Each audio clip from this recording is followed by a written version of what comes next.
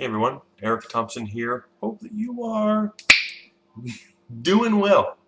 Welcome back to the AFI Top 100. Indeed, once again, we're at work. I'm just finishing up with my tasks for the day, and so I'm looking forward to going home and seeing Tori and talking to the baby and doing all these wonderful things. But before I do, I want to bring you number 92.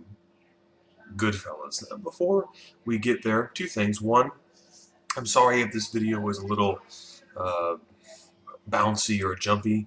I'm recording this on my old computer, my old XPS.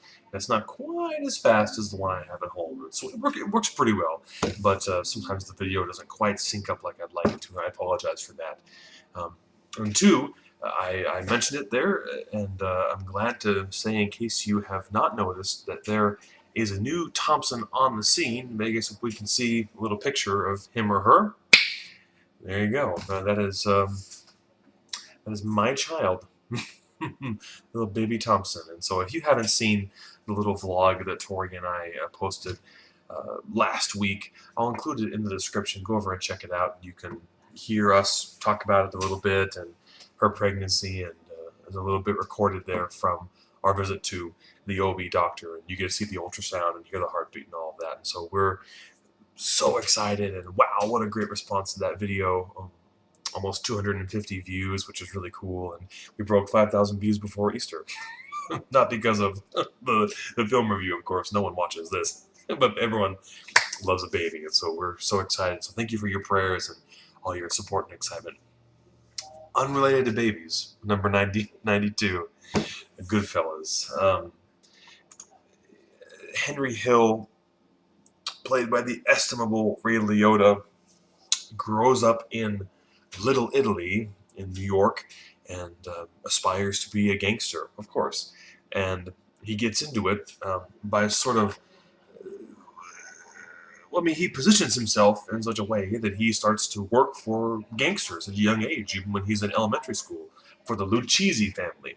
And so he's parking their cars, and they kind of protect him because, his family is like, you can't do this, and they try to tell him off, and like you're going to tell off Italian mobsters. And so the Lucchese family really brings him in, and he grows up to be, a young gangster. And he sort of idolizes Paulie, played by, or excuse me, Jimmy Conway, not Paulie. Paul will come later. Jimmy Conway, played by Robert De Niro, and so he grows up watching, Jimmy, and idolizing him, wanting to be like him, and seeing his success and his stardom, and eventually he gets the chance to do more than park cars. And if you've seen the film, you know, of course, that he's doing a lot of parking, parking cocaine, and parking bodies in the ground, and all this stuff. It's on the AFI Top 100 because, like The French Connection, which we just talked about, it's an American crime thriller. This one's not quite so thrilling, but definitely a crime film. And we as Americans have had obsessions with these films for a long time, and I'm sure that we will continue to do so. They're thrilling, they're exciting, edgy, and they deal with the darker side of our American culture. And so for some reason, we think it's safe to look upon that side of the culture through the lens of film in its own dramatized way. And this of course, is why your CSIs and your NCISs and Law and Orders are so popular, because you get to see the dark side of culture without taking part in it. It's relevant, of course, that is, Goodfellas is relevant. Two reasons. One, just like I said, the American obsession with the crime film, and two, Martin Scorsese. Martin Scorsese's second film, I guess really his first feature-length film, his second or third film, Mean Streets, which also starred Robert De Niro, was a crime film, and based mostly upon Scorsese's own experiences growing up in Little Italy. And you can kind of see that in Goodfellas in the very beginning with young Henry Hill. And you can see how a young boy would look at these guys and their cars and their clothes and their money, and want to grow up to be like that. Of course, Scorsese did not grow up to be a gangster. Maybe in the world of film, perhaps. But that is where a lot of this material comes from Scorsese's own experience. And of course, I have his filmography right here. Um, you know, you have Goodfellas in 1990, and then 5 years later, he continues with the trend with Casino, and then 7 years or so after that, he does another crime movie about gangs, but this time a bit in the past, Gangs of New York, tremendously successful. 4 years later, he knocks it out of the park again, winning the Academy Award for Best Director with The Departed, and then that we know of, there's nothing coming up from him that has to do with crime, but it will eventually. But a lot of his films focus on the Italian American, okay, growing up in families that have been established as crime families, okay, debt collection, drug running, whatever it is. And so that relevance, carries forward because, again, like The French Connection, his films have broke ground and opened up possibilities for other directors to make movies about these subjects, although he probably is at the very top. But you see the trickle-down effect. You see more radical crime films, and you see lesser crime films. Or, James Bond deals with a bunch of crime, right, in all of his films, in some form or another. And then you have, like, the Oceans series, which are very light crime films, but exciting, anyway.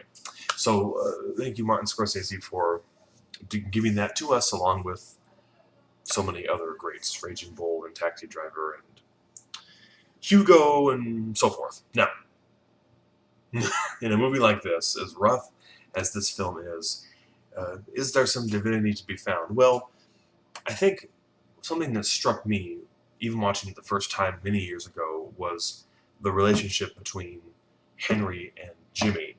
Remember that when Henry was young, he idolized Jimmy. He loved him. Then they got to work together, and they really came to trust each other. Jimmy, of course, very seasoned, very successful in the gangster world, okay, in the crime lord world, and he sees Henry to get in some trouble kind of in the late 70s and the 80s there with cocaine, not with running it or selling it, but using it. And he's trying to warn him to slow down, Indeed, Jimmy spends the majority of the movie pretty much telling Henry to slow down, avoid this, okay? He himself, having been young and foolish at one point, knows the tricks, knows the traps that are being laid for people who are coming up in that trade. And so in wisdom, he tries to counsel him. Henry will have none of it. And in the end, it costs Henry quite a bit. I don't want to give away anything, of course, spoiler-wise, but if you see the film, or if you've seen the film, you know what I'm talking about. It costs him a lot at the end, his foolhardiness. And I just reckon with the voice of wisdom, or the voice of reason, perhaps, is another, kind of saying. How often someone wiser, more experienced than us will give us a little instruction and say, hey, why don't you just, hold on, just curb the enthusiasm just a bit, or whatever it is. And, we make that instant decision to heed their advice or not. And it's a cause and effect, what comes after. Do we benefit from their instruction, or do we disobey it and do our own thing, and what happens then? And it reminded me of, the book of Proverbs in general, the book of wisdom, but especially Proverbs 4. And in the book of wisdom, or in the book of Proverbs, wisdom is spoken of as a female, as she, in the female sense. You can, discern that, or figure that out as you care to. Just quickly, Proverbs 4, 5 through 9. Acquire wisdom, acquire understanding. This is what Jimmy is telling Henry the whole movie. Get smart. That's what he's saying. Do not forget nor turn away from the words of my wisdom. Do not forsake her, wisdom, and she will guard you. Love her, and she will watch over you. The beginning of wisdom is acquire wisdom. You want to become wise, then get wisdom. With all your acquiring, get understanding. Prize her wisdom, and she will exalt you. She will honor you if you embrace her. She will place on your head a garland of grace, a crown of grace. She will present you with a crown of beauty. A garland, of course, a symbol of victory a gracious victory, okay? Not arrogance, not pride, graciousness, kindness, and generosity, and peace, by following wisdom. Now, of course, the flaw in this reasoning is that this is a film based on a lifestyle lived in secrecy and deception and lies and violence and war and adultery and all these different things. And I recognize that. But still, you have the presence of a real conflict of one person trying to instruct another person in wisdom for their own sake, and that person denying that instruction and paying the price. I've been there. I've chosen to disobey the words of my parents and my pastors and even my sweet wife. She's given me instruction, and if I've disobeyed her, I've paid for it.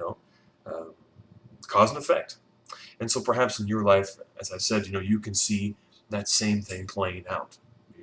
And so let us do as the Proverbs say: seek wisdom, get it, understand it, and it will guard us well. It will keep us very well indeed. As always, thank you for watching. I'm sure that most of you enjoyed the baby video more than this little series, but so did I. That's okay. Again, you can click over and check that out in the description below, along with the playlist for the AFI Top 100 and all of the AFI Top 100 videos. We've got a long way to go still, but I'm really enjoying it. And I want to thank you all for your support. I kind of enjoy this a little more than the written reviews, which were just a lot of work to do. So, as always, friends, thank you truly for watching. Like and subscribe if you care to, okay? Click over to YouTube, check out some of the other videos. And, of course, as always, truly, really do hope that you are doing well.